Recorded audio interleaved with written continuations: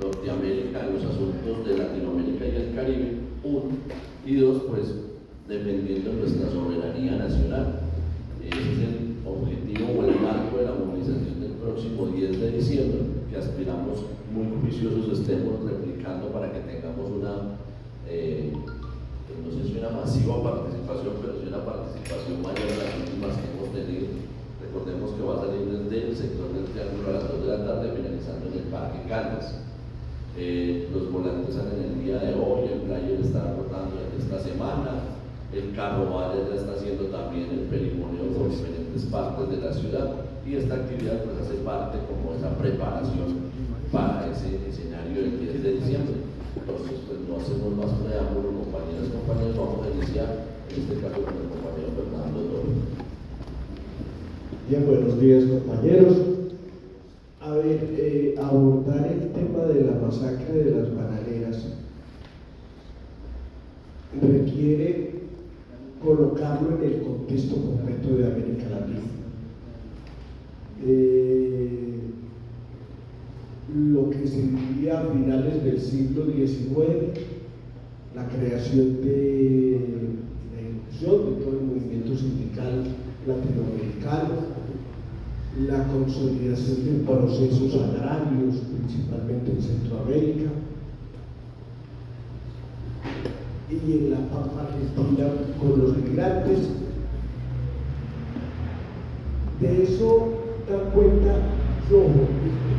Nosotros somos buenos consiguiendo los libros actuales sobre lo que ocurrió. Hay libros que se escribieron en el momento de lo que ocurrió. Para la masacre de las bananeras, para mí el mejor texto se llama 120 días bajo el terror militar, o la masacre de las bananeras, que es el informe del Congreso de la República entregado por Gabriel Turbay y Jorge Eliezer Gaitán, que hicieron la investigación directamente en Ciénaga de Magdalena. Ellos viajaron, estuvieron varios meses, reportaron, escribieron y narraron todo lo que había ocurrido en la zona con los sobrevivientes. Pero esto es un continente de masacres, todo el continente.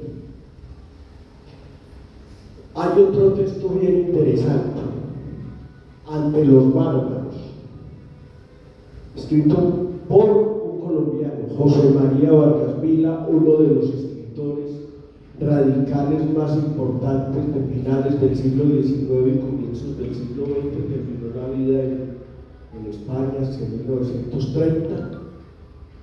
Narra en sus libros de historia toda la crisis latinoamericana.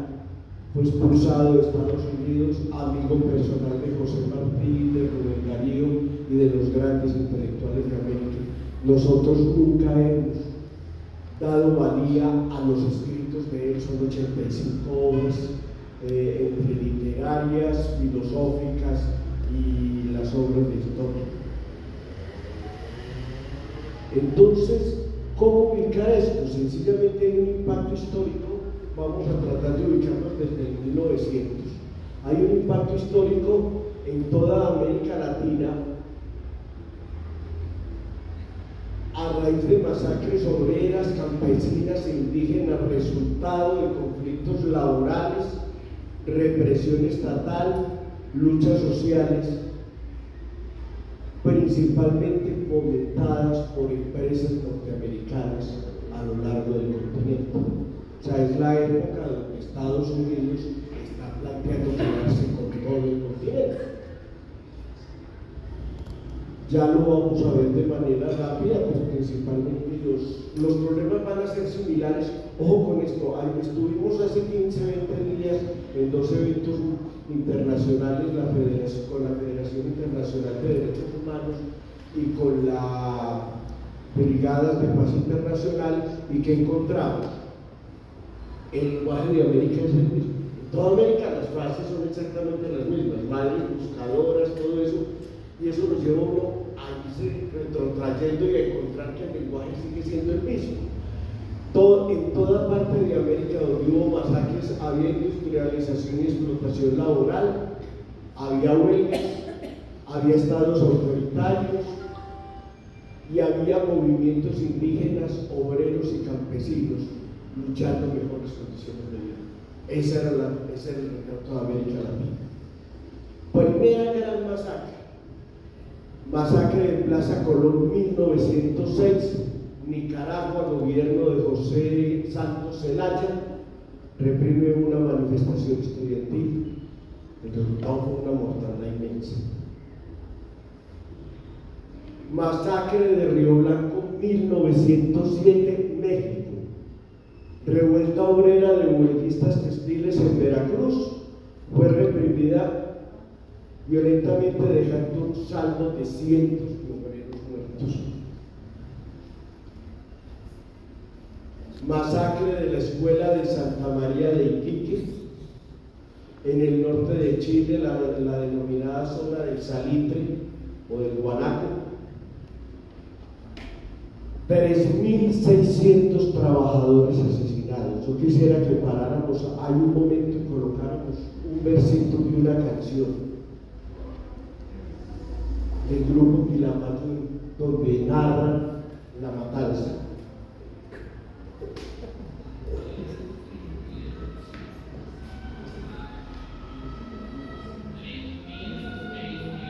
¿Se alcanzan a oír?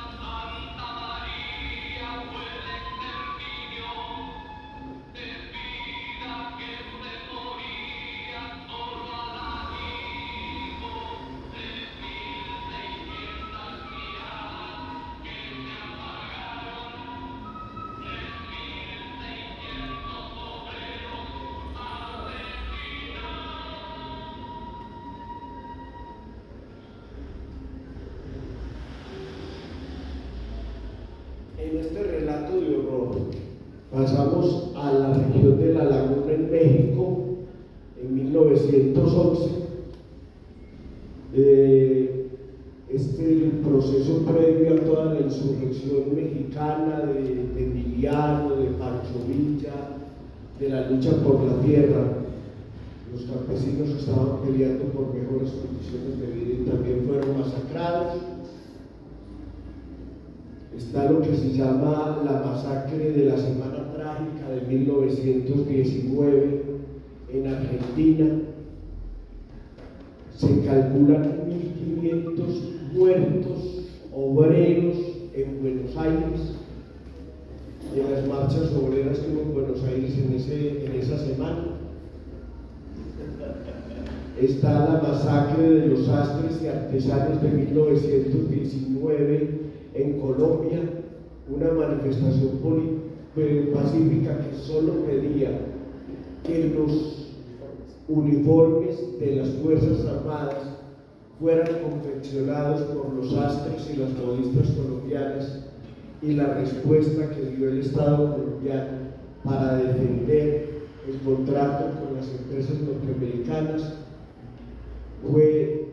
dejó 10 muertos y 300 detenidos, 300 sastres detenidos.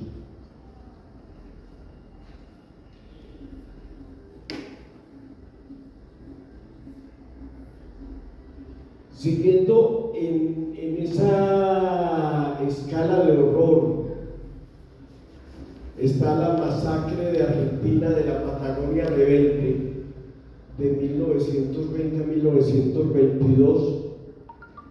Es una huelga que deja más de 1.500 trabajadores asesinados, principalmente trabajadores agrarios.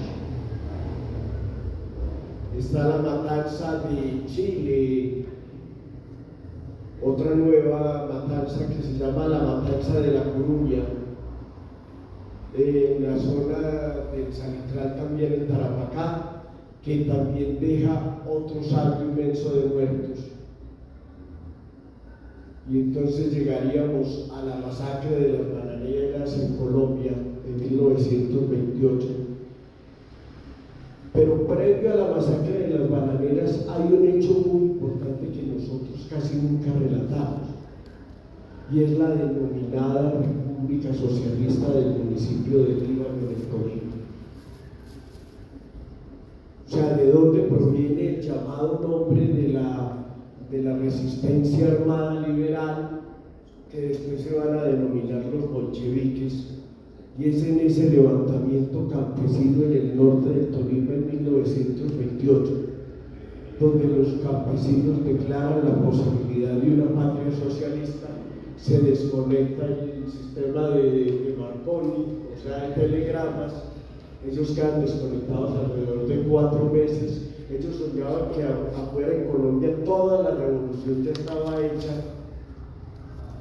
Cuando vio la señal de Marconi se enteraron que no había ocurrido nada en el país, salvo la masacre que a ellos les esperaba.